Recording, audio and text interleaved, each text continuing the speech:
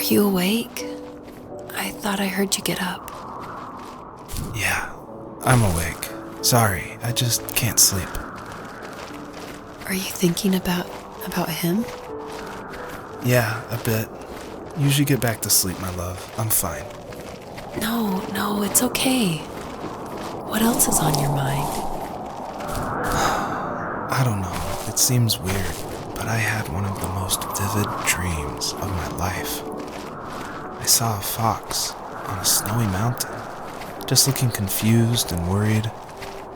Those eyes. I can't get those eyes out of my head.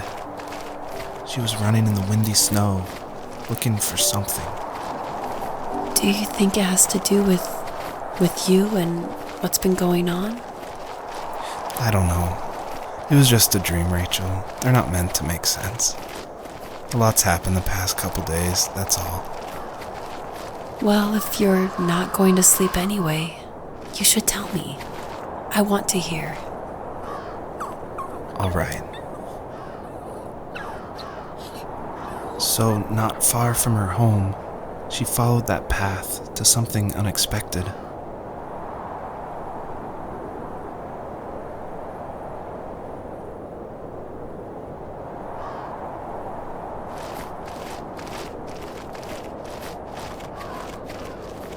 She couldn't stay, though.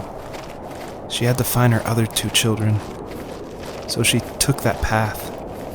She followed it towards something ancient. Something with answers.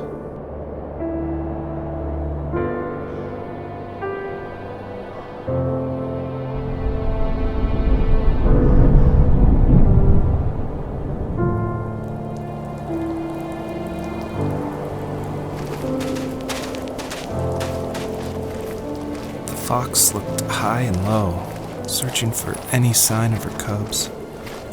Points of light showed the way to this ancient tree. It was as if each one had a story to tell, all their own. The land was trying to tell my story, too. I felt like I was right behind her the whole time.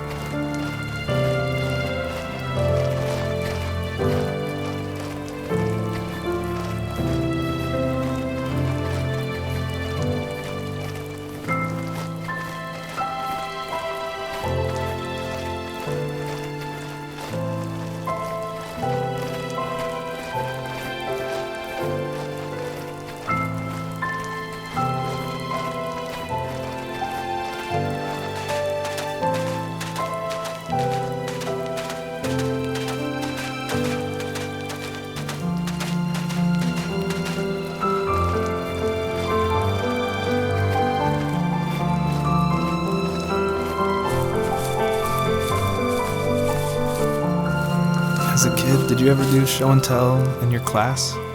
Yeah, I think I only did it once, when I was in the 4th grade. You know how my life was around then. I wanted to show my class what helped pass the time and distracted me, so I brought a dozen paper cranes I had made. I think I told everyone how badly I wanted to be a bird and fly, embarrassingly enough. Don't be embarrassed. Every kid wants to fly. For me, it was another toy from my dad, a wooden boat. I remember guarding it so carefully in my hands as I walked into class. When I sat down, a group of boys immediately made fun of it. They asked which trash can I found it in, or why an ugly log was my favorite toy. When I got up, I didn't even want to tell them my dad had carved it. I said it was a joke gift my friends had given me. Kids can be so cool. Some of them are. I shouldn't have let them get to me, but it did. It's amazing we bounced back at all.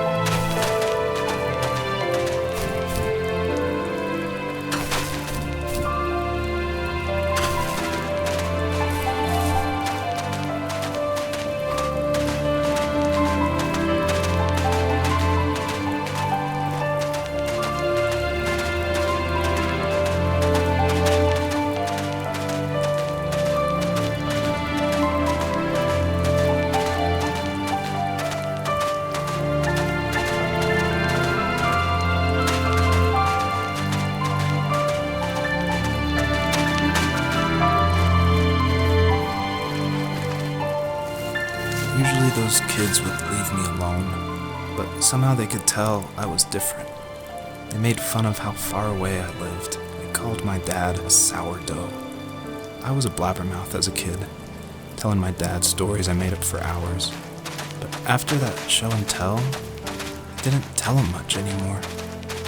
He didn't know exactly what was wrong, but his best guess was that the toys he carved weren't cool enough.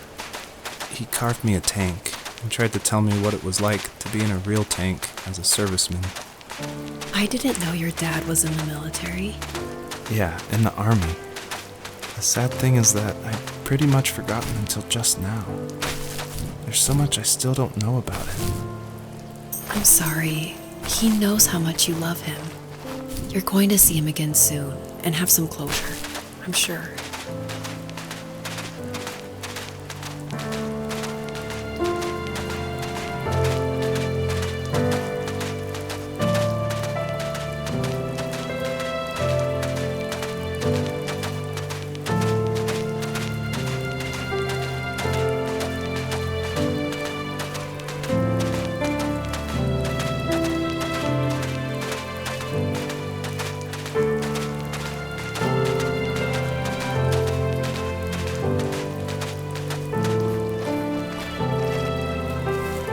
Do you remember what my dad did for a living? Wasn't he like a lumberjack? That's one way of putting it. If wood was a canvas, then a carving knife was his paintbrush.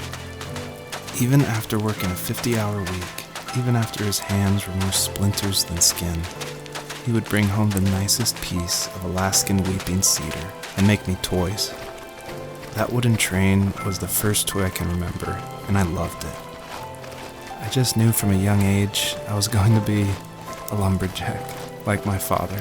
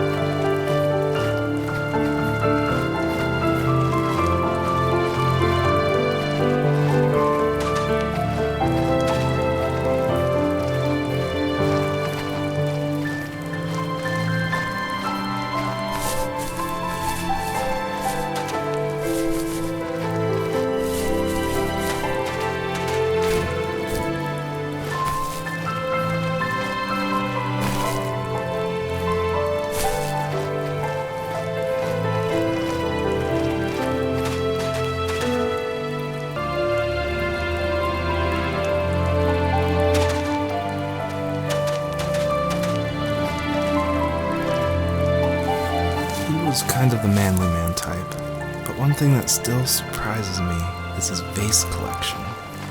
Some guys collect shot glasses of all the different places they were stationed at, but my dad wanted jars and pots. I think underneath his rough appearance, he was gentle, and he admired craftsmanship above all else. He never talked about the places he was stationed at, but he loved talking about how unique each piece of pottery was.